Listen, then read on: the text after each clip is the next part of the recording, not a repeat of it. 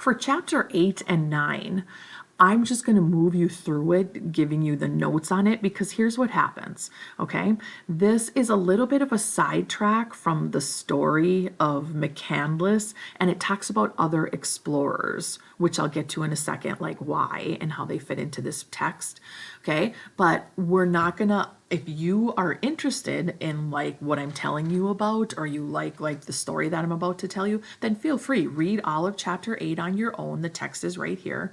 Read chapter 9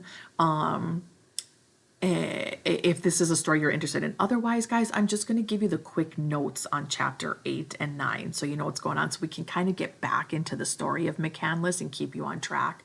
See, you have to remember that the author wrote this novel, like he turned Into the Wild into a novel from one magazine article. So he took what was originally like one article, like a 2 or 3 page article in a magazine, and he winds up turning it into a novel.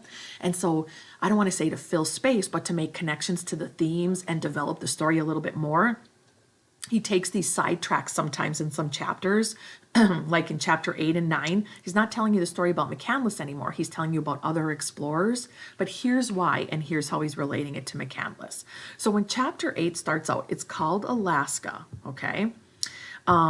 When it starts out, they're telling you about other adventurers, let's say, who have gone and done this same thing, okay? Because when we just left off, if you guys remember in chapter 7, people are like, oh my God, is this kid crazy? Like, he just went up here, he was ill prepared. Like, why is this such a story? That type of thing. Okay. And if you look here, this is at the beginning of chapter 8. There are people commenting, Alex is a nut in my book.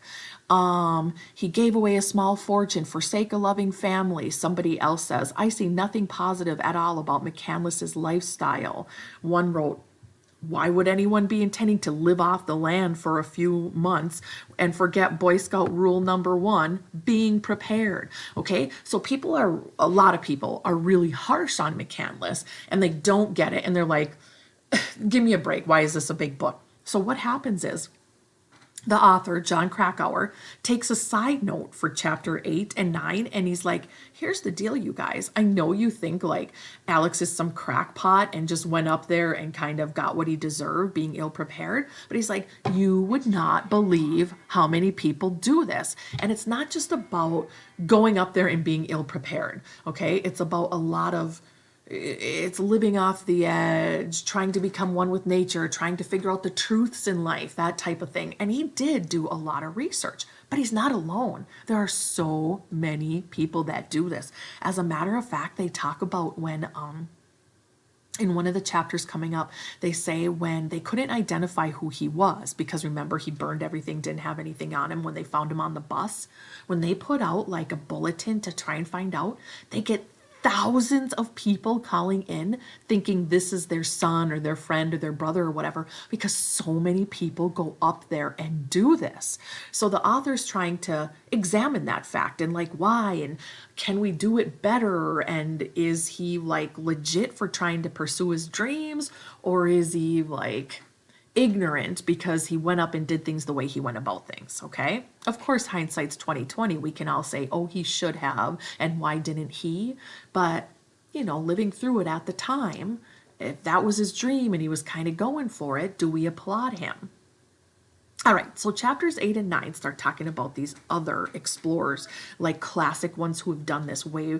That he goes back like even into the early 1900s and stuff, the author does, to talk about other adventurists who have done this. So I'm going to take you off the book here for a second and show you some quick notes, okay? So over here in this Word doc, I have the notes on chapters 8 and 9, and this is how I'm going to basically move you through the chapters, okay? So there's 4 adventurists here that that Krakauer tells the story about, and then he connects them to McCandless, so you can kind of see similarities and differences in a lot of these people that have gone and done something like this. So the first guy he talks about is this guy named Gene Rossellini. Gene Rossellini was called the mayor of Hippie Cove, okay?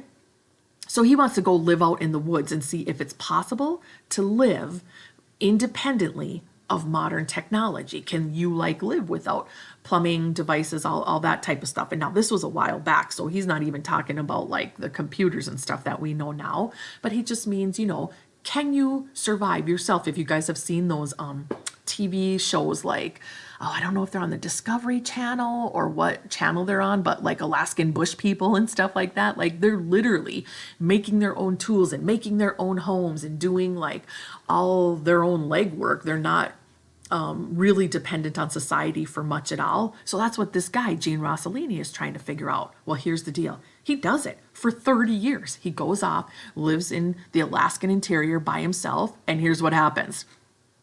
He writes a note and he says, basically, it's a complete failure. Like, yes, he was able to do it and live off the land for 30 years, but he said it was like the loneliest, worst existence ever. And he commits suicide, knifes himself through the heart. Like, oh, I can't imagine. Okay. So unsuccessful is what they would say about that. Yes, he could do it, but he said it was just a miserable existence. The next guy is John Waterman. Okay, so he is like kind of looking at the personality kind of a little bit here of Waterman, and he says he had the same kind of lifestyle and upbringing, and he too was born in Washington, D.C. area, which is where McCandless was born and raised. You find that out in a couple of chapters, by the way. It says Waterman's father took him climbing frequently, and then it says people said he was like an oddball, kind of a strange character, and he begins to unravel mentally. And then his big goal is he tries to climb Mount Denali with little gear, like kind of to pay homage to his dad and to see how far he could push himself and that kind of thing. He winds up dying on the Mount Denali climb. Okay, so he's talking about how he had some issues with his family, where he was born is similar to McCandless, and how he too pushed himself to the limit, seeing how little he could get by with trying to make this climb. But of course, it winds up being fatal for him. So we're starting to see, like, if you're going to do this, you maybe need the good supplies type of thing. All right, Carl McCoon is another one. Okay, Carl McCoon is this guy from Texas. This story is... Of all, the last guy, one of the comments I just read to you from the novel in chapter 8 says, how can you forget Boy Scout rule number 1? Be prepared if you're going to go do this. Oh my gosh, you guys, Carl McCoon is a photographer, okay? He gets dropped into the middle of the Alaskan interior in the summer to go do photography, right? Because that's his thing. That's what he does. Here's the thing. In all this getting supplies and getting prepared and stuff like this, he gets dropped off and forgets to arrange for a pickup to be picked up outside of the Alaskan interior. Like, I don't even know what you're thinking on the trip in there. Like, when you're in the plane and you're getting dropped off, are you like, oh, okay, so I wonder how long till they come back and pick me up? Like, nothing. He forgets to arrange for a pickup out of the Alaskan interior. Okay? Now, here's the best part. So he forgets the pickup, right? So you're thinking, oh man, this guy's doomed. He's going to die there in the Alaskan interior. Plus, who knows how long he had supplies for that he has to live off of, right? Because he's just going in there to take photographs and stuff. Well, a plane comes by. He actually had a chance to be rescued, okay? When the plane comes by, he's so excited. He starts waving like crazy, but he's just waving one arm. He waves one-handed. Folks, here's your lesson for outdoor adventuring. When you wave one-handed, it means everything's okay and you're waving them off saying hi, okay? If you need help, the universal SOS help signal is 2 hands waving and crossing like crazy, like I'm doing it right now, like you can see. But it's 2 hands waving across each other and waving into the air. To wave that you need help, SOS. So he waves him off with one hand and of course winds up dying in the Alaskan interior because he waved off his actual shot at being saved. Oh my gosh, so frustrating. And talk about the whole being prepared thing definitely comes into play here.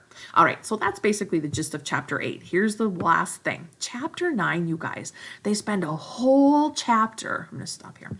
They spend a whole chapter, chapter 9, talking about this one guy named Everett Roos. And the reason he spends a whole chapter on Everett Roos is because he thinks he has the most similarities to McCandless. Like their stories are so linked up that it's a little bit of like an anomaly, like how similar they are. Okay. All right. So Everett Roos, okay, isn't the name of this guy.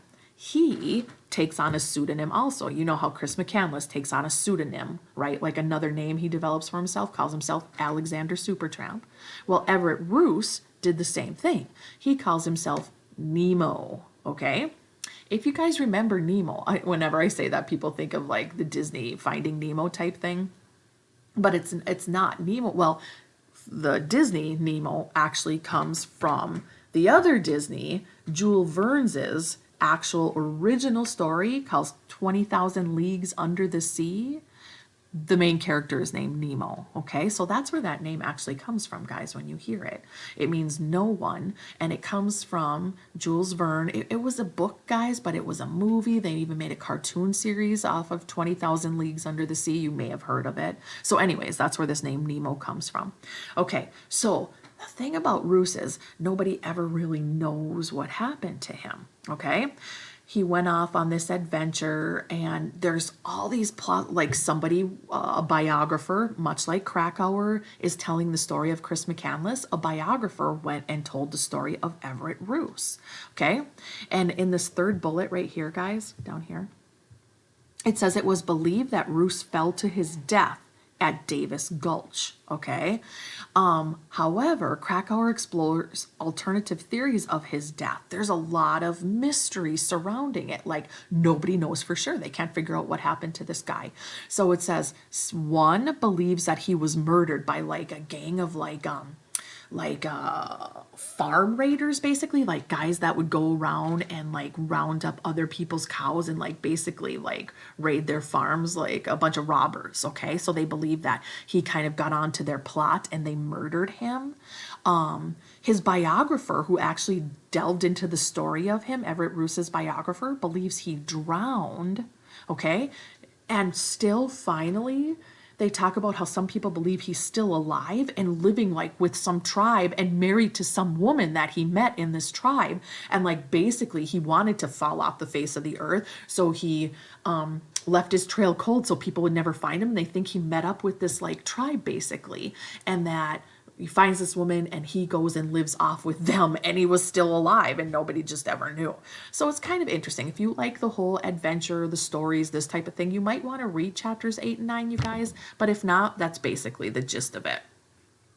And we'll continue with chapter 10 in the next video.